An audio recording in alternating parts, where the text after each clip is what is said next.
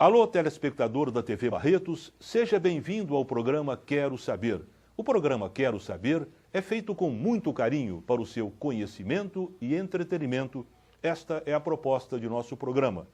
Primeiramente, vamos aos nossos apoiadores culturais para depois nós apresentarmos o nosso entrevistado de hoje. Cuide de dar carinho para a sua família, de conhecer novos horizontes, de realizar seus sonhos, de construir a sua história. Que da sua saúde e de sua família, nós cuidamos. Grupo Santa Casa Saúde, o único com hospital próprio em Barretos e região. Seu bem-estar em todos os nossos planos. Hoje, no programa Quero Saber, nós temos a grata satisfação de trazer ao programa um dos mais bem-sucedidos empresários de toda a história do comércio barretense. Um exemplo de vida de empreendedor, que com garra, muita luta, acreditando sempre, conseguiu, ao longo de sua vida, dar uma nova cara ao comércio de Barretos, deixando-o em igual condições de competitividade com grandes centros regionais como Ribeirão Preto e São José do Rio Preto.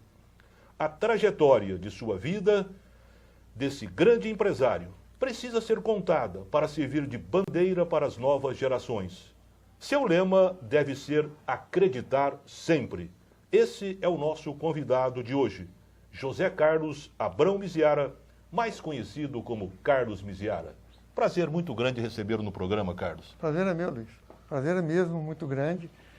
E vamos ver se a gente, batendo um papo aí, consiga passar alguma coisa de importante para a cidade, para os lojistas, para a comunidade de uma maneira geral. Nesse papo nós vamos conhecer muito de sua vida, Carlos Miziara, porque realmente a gente que conhece a sua vida, conhece desde criança, desde infância, sabe de sua luta, sabe de sua tenacidade, sabe o que você passou para chegar a ser hoje, se não, eu tenho certeza, um dos maiores, se não o maior empresário que essa cidade já viu.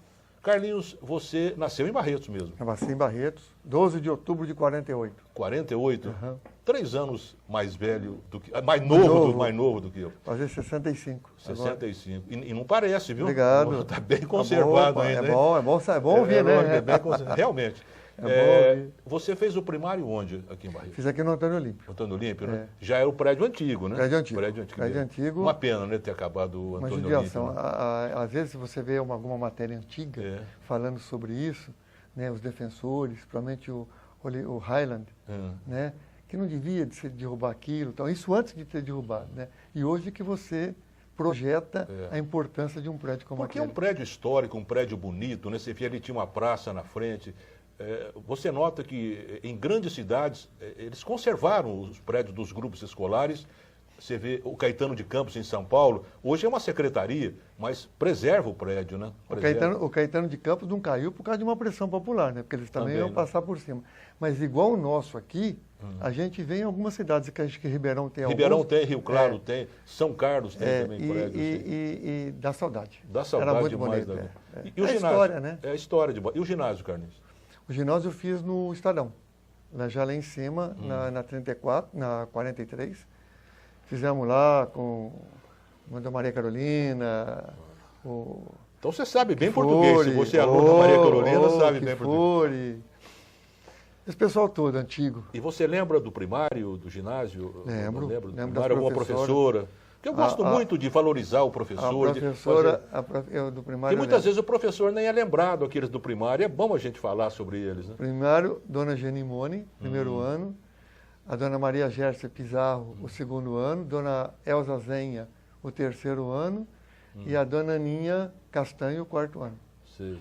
Quarto ano de grupo. E depois do ginásio, o que você fez? Depois do ginásio, eu fiz uma parte em São Paulo também, no Arquidiocesano.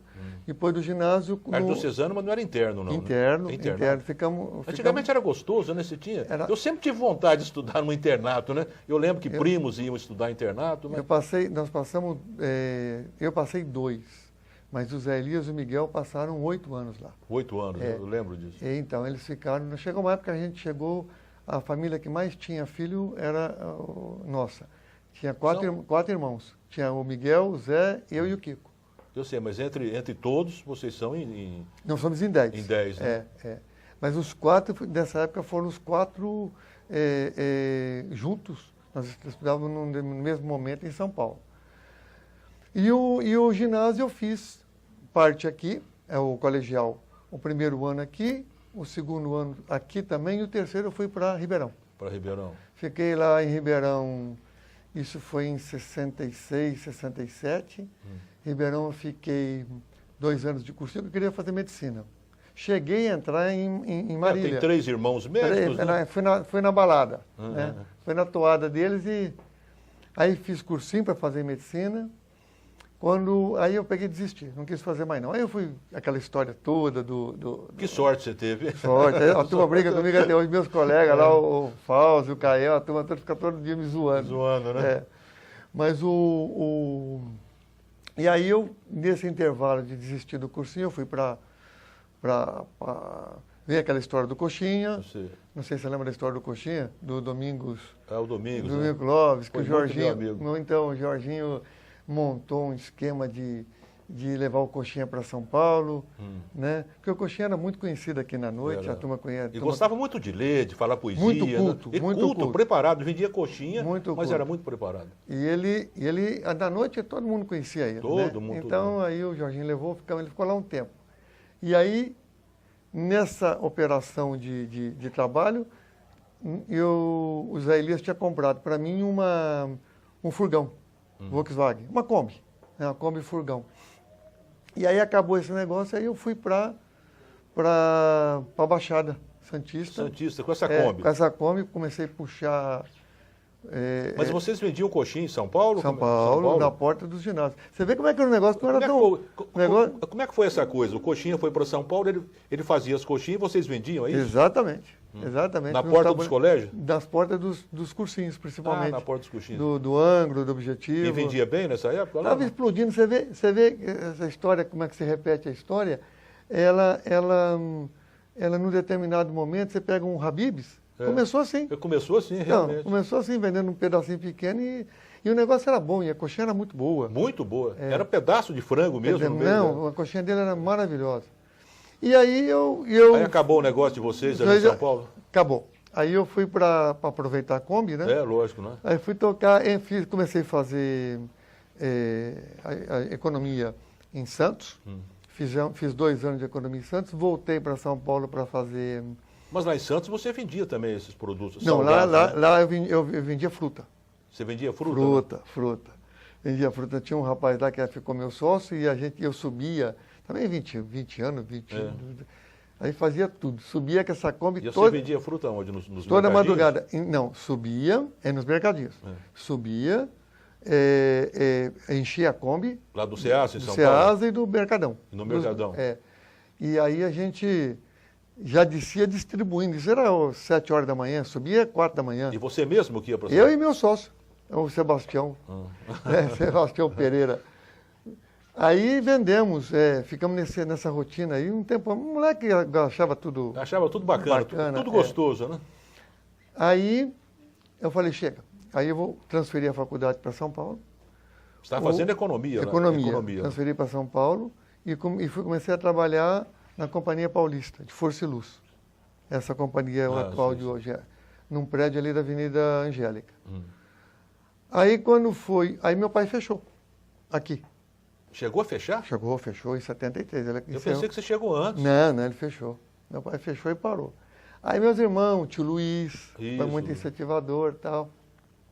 Não, que você tem que ir. Eu falei, mas eu estou bem aqui, eu estou formando aqui e tal. Não queria vir de jeito nenhum. Aí me insistiram tanto que eu vim. Ficou quanto tempo fechado? Ficou de novembro de 73 até abril de 74, quando a gente abriu outra vez. Aí abrimos em abril de 74. Você abriu sozinho? Com meu pai. Com seu pai de novo junto? Com meu pai, E abril de 74 abrimos mas muito, muito complicado. Muita dívida para trás, muita coisa, muito pouco fornecedor, com coragem de vender. E aí foi uma luta muito, muito difícil. Muito difícil. para que o telespectador possa saber, isso era a Casa Joia na época. Casa Joia. Era um uma das lojas forte, mais famosas. Mais famosas de Barretos ao longo dos anos. Tinha a Casa Joia, tinha a Nova Aliança. Nova Aliança, né? Tinha falei o nome agora, eu vou lembrar o nome dele. A IEC, foi a de IEC, ali na 21, umas casas boas. E aí voltei, reabrimos em 74, 21 de abril de 74. Vai fazer 40 anos agora, o ano que vem. Fazer 40 anos? 40 anos. Parece brincadeira, né? Que é isso? 40 anos. É brincadeira. Reabriu e... Reabrimos e aí, com muita dificuldade, e aí fomos tocando. Aí começou a dar certo para lá, para cá, com muito trabalho, muita dedicação. Pra você ter uma ideia, eu brinco com meus meninos isso. A primeira viagem que eu fiz para o exterior foi em 96, com 48 anos de idade. E eles com 15 anos já estão viajando por 10 anos, 12 anos, viajando para o mundo inteiro. Para o mundo inteiro, né? Só trabalhando, só trabalhando, só trabalhando. Deu certo, tá bom. E daí? E depois da Casa Joia, você reestruturou? Em quantos anos você acabou reestruturando isso? Não, a Casa Joia, rapidamente, foi em 74, em 76 eu já abri a loja que seria depois a Tube. Ela chamava... Você já abriu outra já em 76? Já, em 2 anos depois. Essa minha Joia Moda Jovem. E a Casa Joia já estava bem, então, né? A Casa Joia já tinha até expandido. Eu tirei minha mãe de lá, levei minha mãe lá para baixo, estiquei a loja. Esticou a loja, né? Esticou. Minha mãe foi muito bacana naquela época, liberando, porque o pessoal... A sua mãe e seu pai moravam no fundo ali da Casa Joia. Morou 60 anos ali naquele centro. Aí fomos abrindo. Aí cada ponto que eu achava, cada detalhe que eu achava que podia ser uma loja, infantil, calçados, masculino, a gente ia montando uma loja individual. E aí chegamos num ponto a ter 17 lojas. Sim. Foi aonde a gente já depois começou a unir, porque eram lojas muito pequenas, prédios alugados, sim. E a gente começou a unir. E nessa união, hoje, ficaram 12 lojas mais Arezzo. São 13 lojas. Carlinhos, nós terminamos já o primeiro bloco, você vê que passa rápido. Passa né? rápido. Passa rápido demais. Vamos a um pequeno intervalo para os nossos apoiadores culturais e voltamos em seguida para continuarmos esse assunto. Combinadíssimo. Hoje com o empresário Carlos Miziara.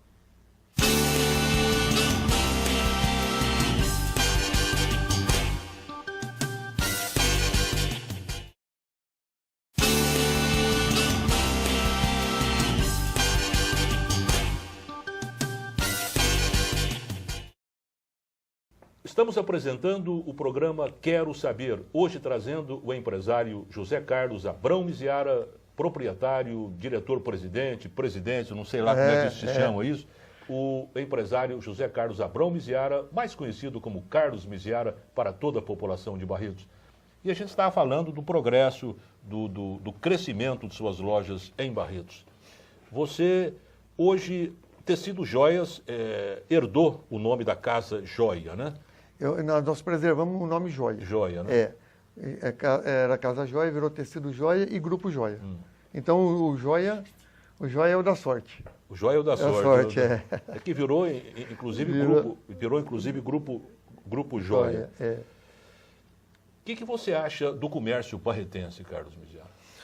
Hoje, e eu até tenho que admitir que a participação nossa foi muito importante, né? Eu não posso negar isso.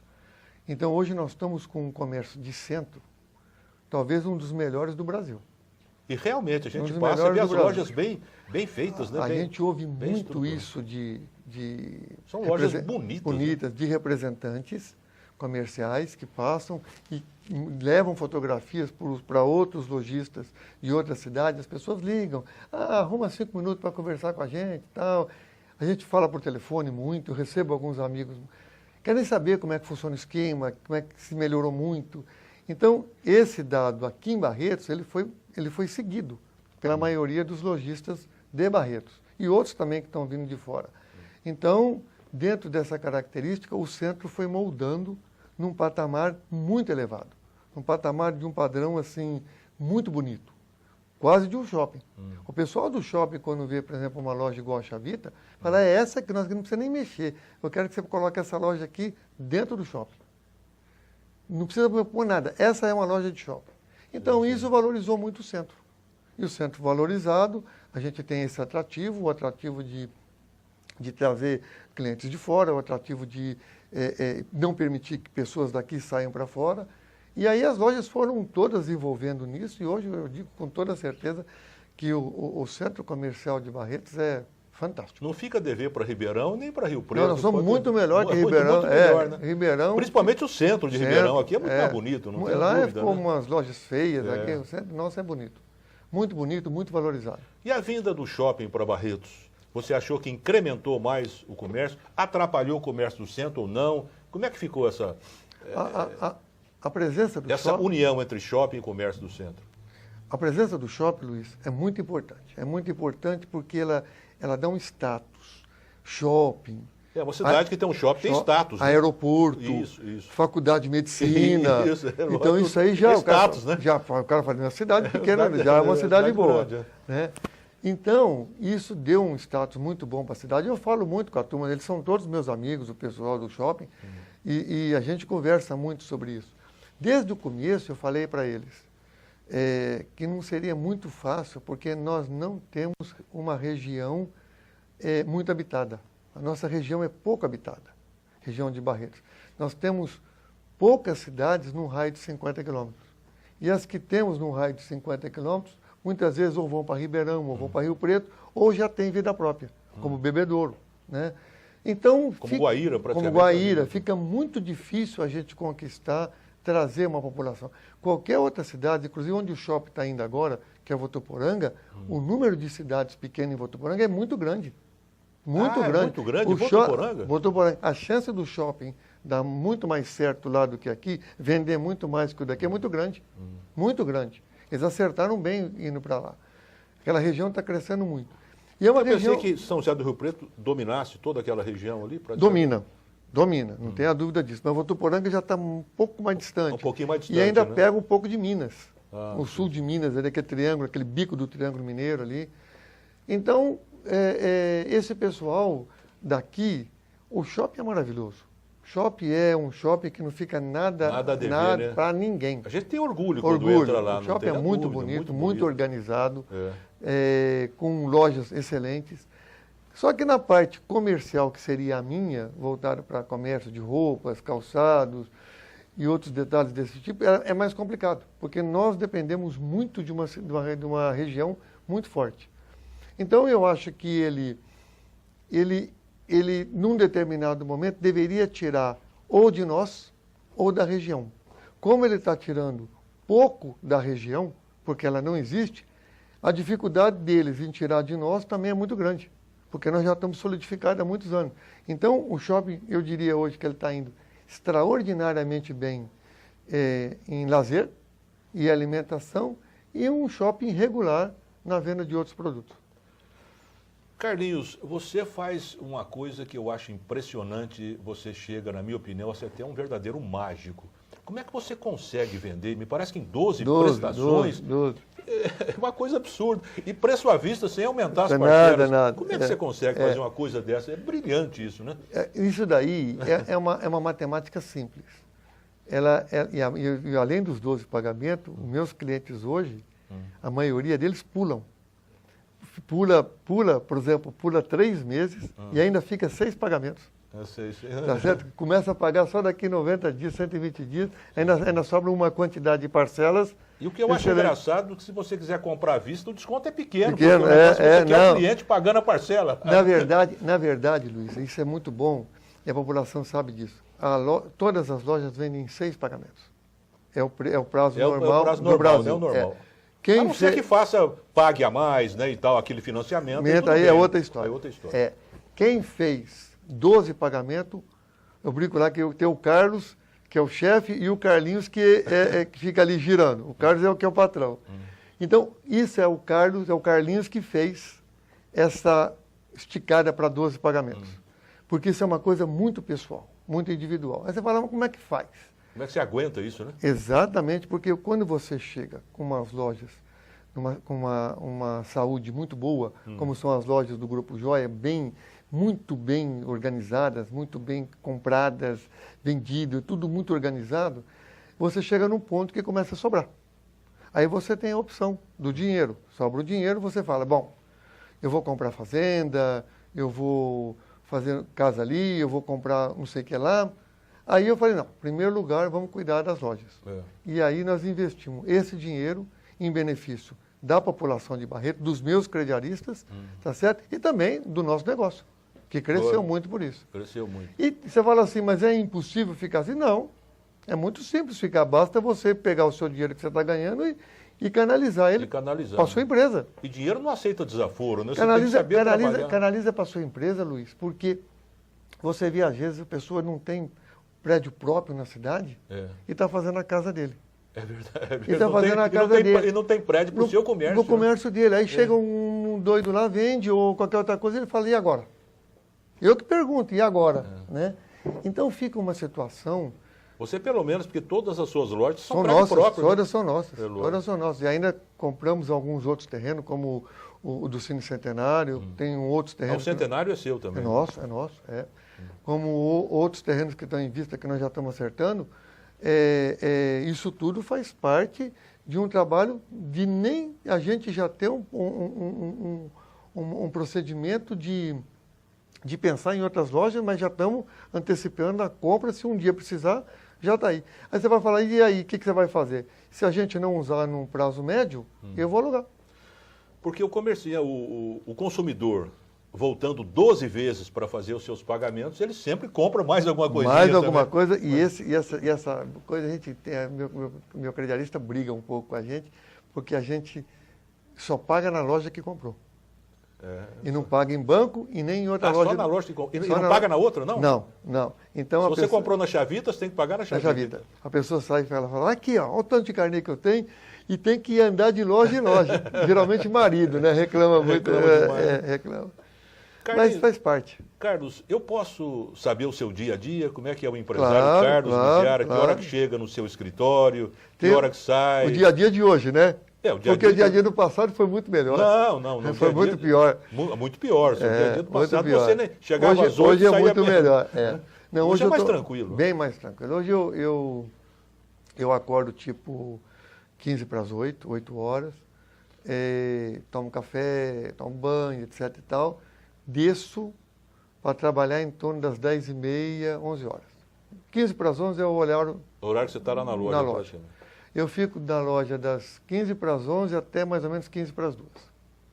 Aí volto, almoço, uma sonequinha, tenho minha aula de musculação em casa, todo dia, menos quarta-feira, até às 18. Das 18 eu faço a aula de musculação até às 19. A minha rotina, todo dia você todo faz dia, menos quarta-feira. Aí a minha rotina volta para casa, aí eu vou ler os jornais do dia, vou assistir os noticiários do dia, e aí vai até meia-noite, mais ou menos, quando eu vou já dormir. Carlos Miziara, a gente nota que você nunca assumiu a presidência da Associação Comercial e Industrial de Barretos, mas isso aí você vai responder no próximo bloco. Vamos a mais um pequeno intervalo cultural e voltamos em seguida.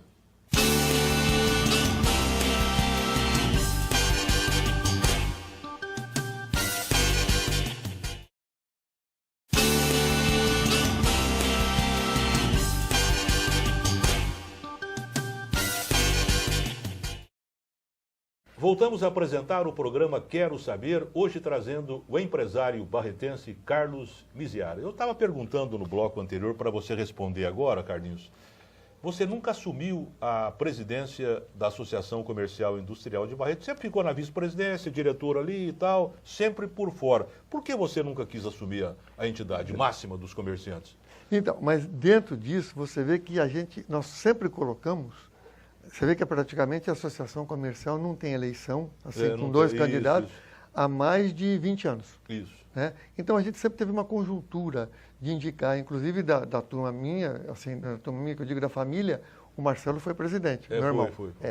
Eu acho assim, Luiz, como a gente ficou, vamos dizer, o maior da parte comercial no centro, há muita ciumeira. Isso. Você entendeu? Então, porque o Carlos faz porque está puxando para o lado dele, o Carlos faz porque está puxando para o lado dele. Então, isso sempre me incomodou muito. Acaba magoando, né? Além disso, ele ia desestruturar, esse pensamento iria desestruturar a maneira de seguir a associação. Então, eu preferi sempre me abster. Pra você ter uma ideia, eu quero dar um exemplo bom agora, de como isso é grave, de como isso é complicado. Há 2 anos atrás, a Câmara Municipal teve a infeliz ideia, e o prefeito Emanuel, mais infeliz ainda, de sancionar uma proibição do comércio. Esse é o Carlinhos Miziara, autêntico, viu? Fala mesmo. Uma proibição do comércio central, principalmente o nosso, a partir das 14 horas. Nisso já vinha um bojo do sindicato do comércio varejista, dos comerciários, do Calixto, agora é o Joel,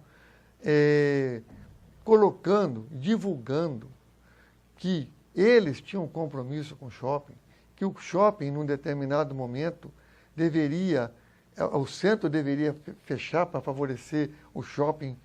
Uma coisa estúpida, irreal. É irreal, né? E a Câmara entrou nisso. Foi de cabeça e foi o Juninho Leite, o Paulo Correia, e montaram essa lei aprovada pela Câmara. Para fechar o sábado às 14 horas. 14 horas. Só o centro, né? Mais o centro. Mais o centro. Você sabe por que o juiz deu uma sentença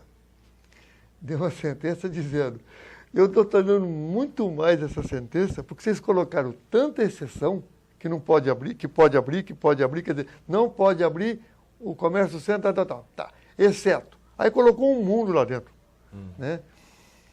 E nessa hora é que a gente fala que você tem que, essa história de dizer claramente o tipo de procedimento que algum lojista tem nesse momento de ter essa ciumeira, né? E nesse momento, eu falei na CIB, nós é que temos que fazer, nós é que temos que contratar. Ficaram rigorosamente quietos. E eu estou falando do presidente atual, que também ficou quieto, o André, né? Então eu não perdoo essas coisas, particularmente eu não perdoo. Então eu tive, sozinho, que contratar um advogado muito caro, que me cobrou muito caro, para poder ganhar essa causa sozinho. Para poder estender até às 18 horas. Até às 18 horas. Depois disso... E como é que foi o resultado dessa ação? Nós ganhamos. Quando ganhamos no último minuto do segundo tempo. Quando já a prefeitura ia começar a me multar. Porque eu não fechei. Você não fechou, né? Não fechei. A turma fechava e eu não fechava. Aí chegava no sábado que vem, nós já vamos começar a multa. Foi advertência, começar a multa. Então foi um momento muito traumático.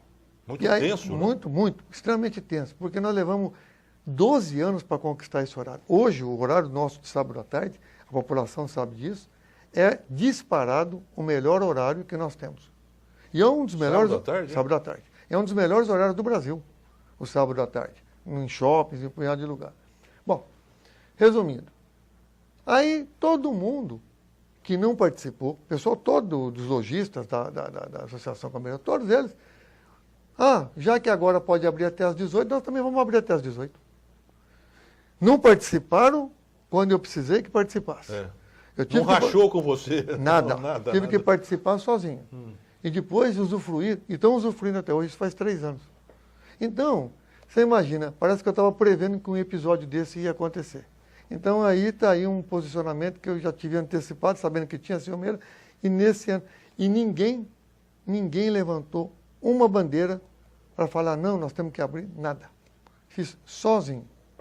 E a população hoje me agradece claramente porque o Grupo Joia manteve a abertura de sábado à tarde, que para ela é fantástico, é importante. Porque eu acho que é importante para o comerciário, sem dúvida alguma, é que ele receba todos os seus direitos trabalhistas. Trabalhar mais, ele vai ganhar mais, ele vai vender mais. Né? Eu digo que a missão de um patrão é fazer, basicamente, o seu funcionário ganhar bem e receber em dia. Receber em dia. Para que ele possa trabalhar com prazer, com satisfação. Porque o resto é obrigatório. Você não pode fazer mais do que 44 horas semanais, você não pode fazer mais um punhado de coisa. Então, dentro daquilo que é obrigatório, nem conta.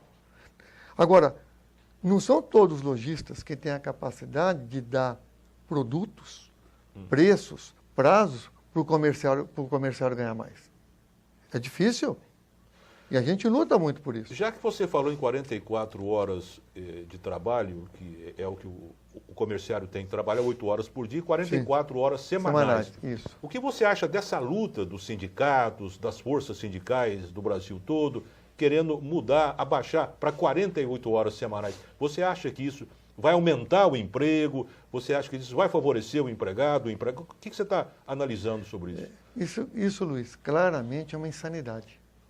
Já de 48 para 44 já não foi legal. A população fala assim, mas pô, o cara quer que todo mundo trabalhe. Não. Nós estamos competindo, e a população é bom que saiba disso, nós estamos competindo com China, com Coreia, com a Índia, com Rússia. Gente que não tem nem carga horária definida. Hoje, o grande problema do Brasil, um dos maiores dele, e hoje que nós estamos vivendo de exportação, só de commodities. Nós só exportamos grãos, petróleo, minério. É só commodities mesmo. Nós não estamos conseguindo exportar nada produzido aqui, porque nosso preço inviabiliza. Parte é por causa da carga horária, que é pequena, e parte é pelo absurdo de impostos que o governo tem. Hoje nós temos milhares de segmentos, fábricas grandes que você pensa que está funcionando, mas não está. Ela compra da China, ela compra da Coreia, ela compra da Índia, chega aqui, bate o carimbo da marca dela e toca. Resumindo, nós estamos perdendo toda a nossa capacidade industrial e o governo está de olhos fechados. Agora eu pergunto, se nós já estamos perdendo com 44 horas, com 40, e por isso que eu falo que é uma insanidade, é uma realidade. Os caras estão pensando que nós somos a França, que nós somos a Inglaterra, que nós somos os Estados Unidos, que trabalham mais que nós. Os Estados Unidos trabalham mais horas que nós. Mas o que eles pensam é que vai aumentar o número de empregos, né? Porque se diminui o tempo de trabalho, você vai ter que contratar mais funcionários. Se contratar mais e a carga diminuir menos, o preço do produto vai subir. Vai acabar aumentando. Né? Pega um prédio, pega uma construção civil, ele vai colocar lá mais. Porque o empresário vai ter mais despesa. Ele vai colocar mais lá 20%, 30% de funcionários. Sim. Por causa da carga horária, ele tem que subir o preço mais 20%, 30%, proporcional ao número de gasto que ele vai ter, senão ele não tem lucro. Aí encarece tudo. Então, isso não é uma coisa para ser feita num país em crescimento.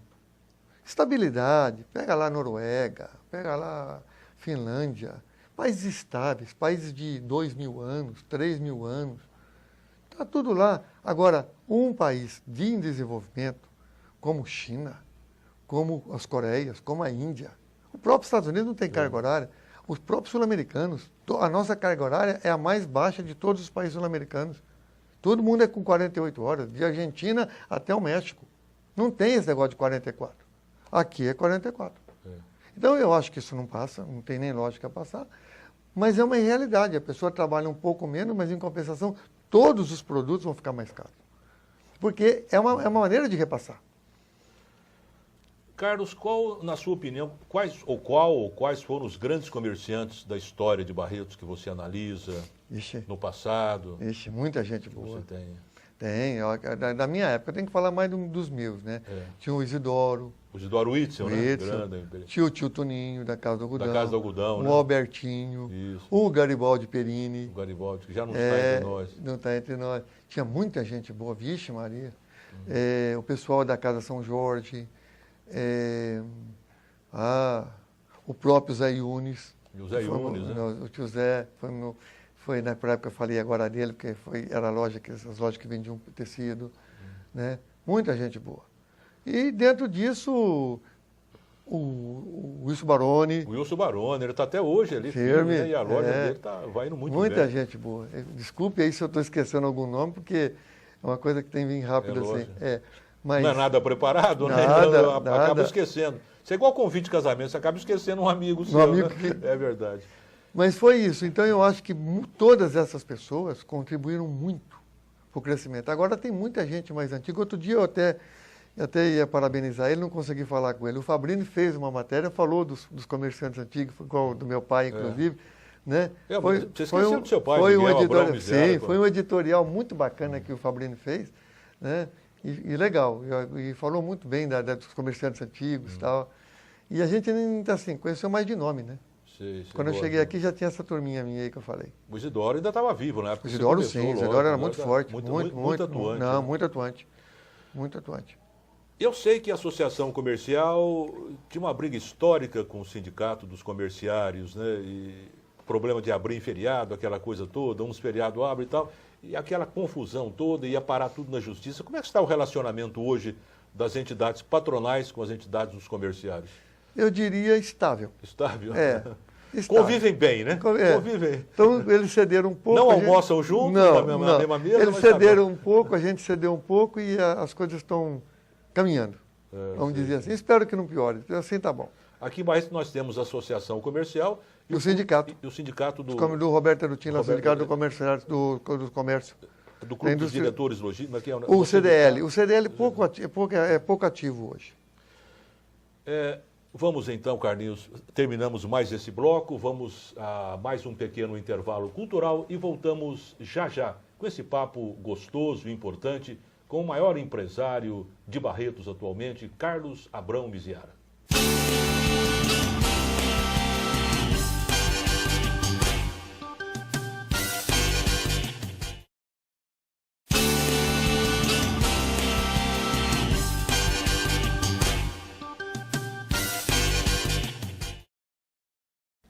Voltamos a apresentar o programa Quero Saber, hoje trazendo o empresário Carlos Miziara. Carlos, como você analisa hoje, você como um grande empresário, tem uma gama enorme de empregados, a legislação trabalhista, você acha que ela protege mais o empregado? Como é que fica quando uma determinada causa vai à Justiça do Trabalho? Não, eu acho que a parte da legislação trabalhista ela é boa, tá? Ela sacrifica um pouco o salário do empregado, porque ele tem que pagar muitas coisas, que depois ele vai ter que pagar outra vez. Por exemplo, ele paga para ter saúde, não tem, ele vai na saúde privada. Ele paga para ter educação, não tem, depois ele vai para a educação privada. Então, é complicado nesse sentido. Deveria funcionar melhor essa carga tributária. Agora, a legislação trabalhista, ela é um absurdo em termos de mundo. O mundo não tem isso. Nós temos aqui hoje 3 milhões de ação trabalhista. E hoje, dentro dessa colocação, nós temos uma quantidade muito grande de investimentos que eram brasileiros migrando para Colômbia e Peru. Mas por que Colômbia e Peru? Porque eles querem vir para a América Latina, não querem na Argentina, que está muito tumultuado, nem para o México, que está muito perto dos Estados Unidos. E os outros países da América Latina são muito instáveis. Então, eles estão migrando para Peru e Colômbia, que são os mais estáveis. Exatamente porque nós não temos regra. De todas as regras que nós mudamos, a trabalhista é uma das piores. Você vê, passou agora no Congresso que mesmo em... Piores por quê que você acha? A do Brasil? Porque você não entra numa justiça trabalhista com nenhum funcionário sem ganhar alguma coisa. É verdade. Não tem como não ganhar alguma coisa. Alguma coisa então, ganha. Sempre. Então, por isso que nós temos 3 milhões de ações. E o Japão tem 2 mil.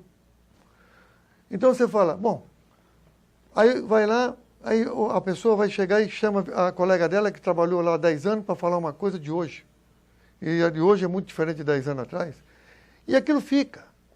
Hoje nós temos, pra você ter uma ideia das coisas que desanimam, inclusive o empresariado estrangeiro. Que essa matéria que eu vou falar agora, eu li de um cara estrangeiro.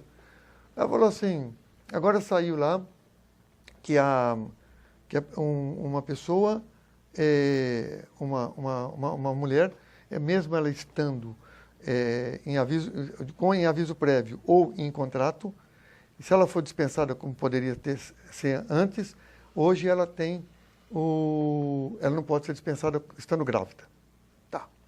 Mudou a lei agora. Ótimo. Perfeito. Sabe o que está acontecendo? Eles estão retroagindo a lei. Aí essa empresa, que é uma empresa multinacional, foi falar com o cara do RH dela, por que é que ele mandou uma moça embora grávida quando não podia. Ele falou, não. Na época que eu mandei, podia. E vai explicar isso na matriz. Vai explicar isso na matriz. Então, isso complica. Nós é o país que mais tem demora para abrir uma firma. É o país que mais tem corrupção para abrir uma firma. É o país que demora mais o porto. Tudo aqui é muito complicado.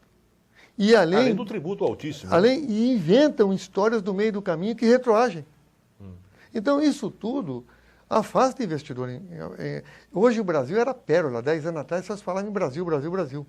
10 anos depois, nós estamos numa situação extremamente complicada de investimento estrangeiro. Eles querem abrandar um pouquinho a legislação trabalhista para que o empregado possa combinar diretamente com o empregador. Como é no mundo inteiro. Como é no mundo inteiro. Você acha que ficaria bem melhor? Mas assim? lógico, você vê nos Estados Unidos. Mas o empregado não ficaria à mercê do empregador? Aí é que tem que ter as leis. Exatamente para isso. Se você tem uma lei que te obriga a pagar semanal, tá. O que vai pagar? Semanal. Hora extra, semanal. Tudo semanal. Você vê nos Estados Unidos, o cara fala assim, você vai embora hoje, tá, vem cá. Vai lá, conta lá os dólares que tem que dar, o cara vai embora. Assina um papel, vai embora. Mas nada. Não tem uma justiça, não tem uma colocação. E funciona lá, que é o país mais importante, mais avançado do mundo. Funciona super bem. Agora você vê o negócio das domésticas aqui. Complicou para muita gente. Complicou. Eu acho que complicou mais para as domésticas. Né? Porque a pessoa era uma pessoa da família. Né? E a pessoa agora ela começa a falar, não, mas eu estou trabalhando 2 horas a mais, mas o dia que ela faltava uma manhã inteira, a dona não falava nada. É verdade. O que foi? Meu filho estava meio doente, então. O dia que ela saía 2 horas, a dona não falava nada. E hoje já não pode fazer isso. O governo se intrometer com as leis tão rígidas e cada vez mais complicadas, deu no que deu, está dando no que está dando. Nós não temos mão de obra boa. A pior mão de obra, o Brasil hoje não está crescendo, mas a pior mão de obra, uma das piores do mundo é a nossa. Muito ruim. Tá certo? Aí você fala assim, isso tudo vai fazer o quê? Vai fazer com que as mercadorias sejam mais caras, porque vão ter que trazer pessoas de fora, talvez, como estão trazendo até médicos agora. A colocação de atendimento vai ser muito pior. Hoje nós estamos atendendo, quem sustenta, a maioria do que sustenta as empresas, todos os lojistas, não só eu, são as pessoas de 40 anos, 50 anos, 60 anos que estão trabalhando num sacrifício. Por quê? Porque são pessoas que levantam, têm responsabilidade, vão lá trabalhar. A meninada de hoje... Não quer nada, né? Nada. O prefeito Guilherme de Ávila vai bem no seu primeiro semestre de governo? Está cedo para avaliar o Guilherme. Está cedo, né? Mas já está passando o tempo. Né? A gente tem que começar a cutucar ele daqui para frente. Porque essa história de 400 milhões, que ninguém sabe quem é, como vai pagar, de dívida, né? Que é nenhum da Câmara, ninguém dá, nenhum promotor, nada, expôs como é que funciona realmente esses 400 milhões. O resto é dívida normal. Né? É uma dívida de 50 milhões, que eu vi 50 milhões que Barretos tem, Sertãozinho, que é do nosso tamanho, tem, Catanduva, que tem mesmo tamanho, tem 35, quer dizer, então não é nada absurdo, nada. A de 400 milhões, que é uma coisa para 20 anos, precisa saber por que apareceu isso. E por quem não pagou, se é desde 20 anos para trás, como é que foi essa história. O que você achou Mas eu tenho esperança que o Guilherme vai fazer um bom governo. Sim. Que bom, né? Que bom. É bom para Barretos, né? Bom, menino, ele é bom. Torcer a favor, né? Sempre a favor. Sempre a favor.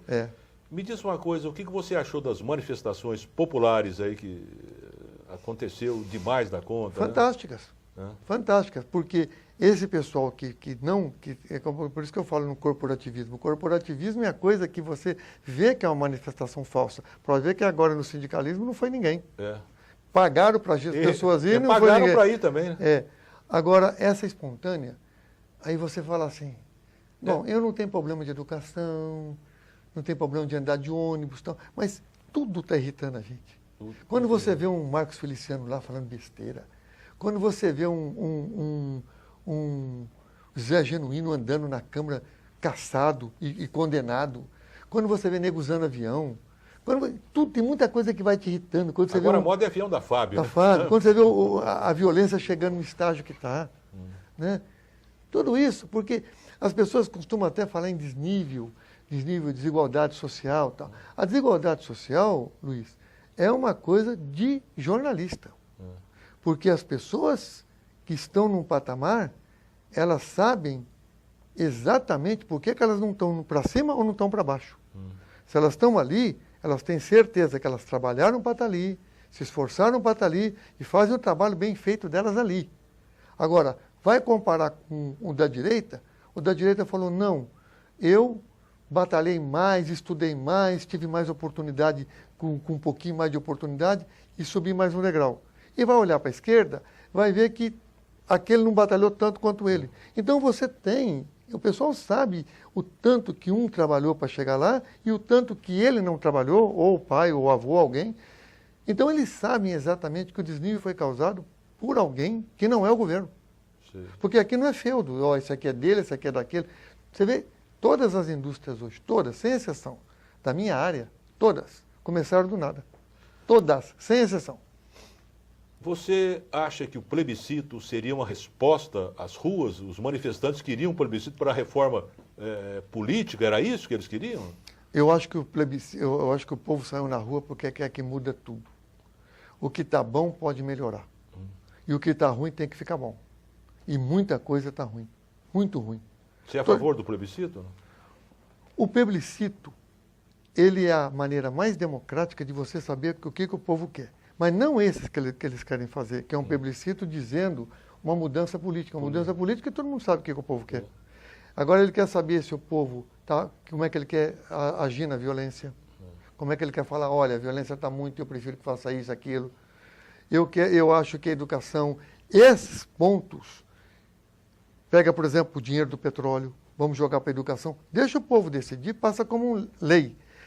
O plebiscito sempre foi e sempre vai ser a maneira mais organizada e democrática. Não é 500 milhões que se gasta para fazer um Mas acontece que nós fizemos 2 plebiscitos para nada. Para nada, né? Um para perguntar se podia comprar revólver e o outro para perguntar se queria monarquia ou presidencialismo. 2 estúpidos. Para nada para mesmo, nada, para nada. Agora, o plebiscito, ele funciona, nos Estados Unidos, ele funciona dentro da eleição. Rapidamente, você é a favor da diminuição da maioridade penal, tendo em vista a violência, menores participando de crimes violentos, de 18 para 16?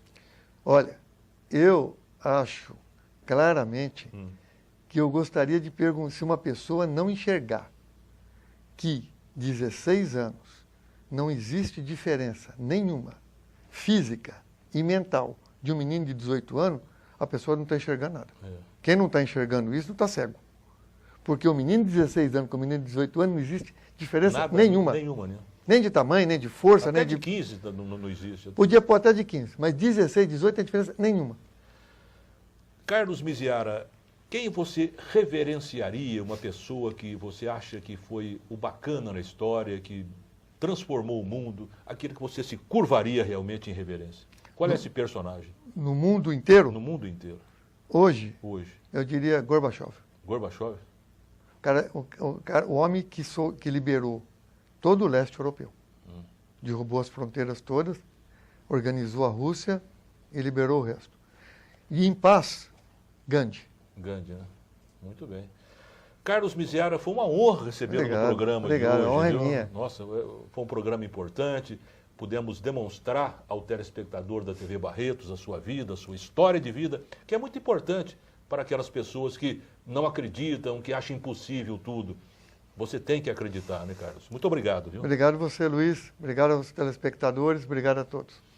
E vamos terminar o programa com uma poesia de Guilherme de Almeida, Nós.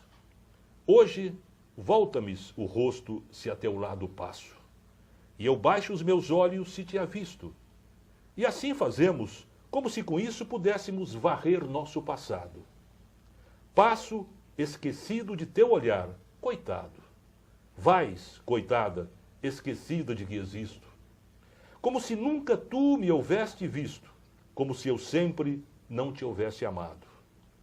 Se às vezes sem querer nos entrevemos, se quando passo o teu olhar me alcança, se os meus olhos te alcançam quando vais, só Deus sabe e só nós dois sabemos, volta-nos sempre a pálida lembrança daqueles tempos que não voltam mais.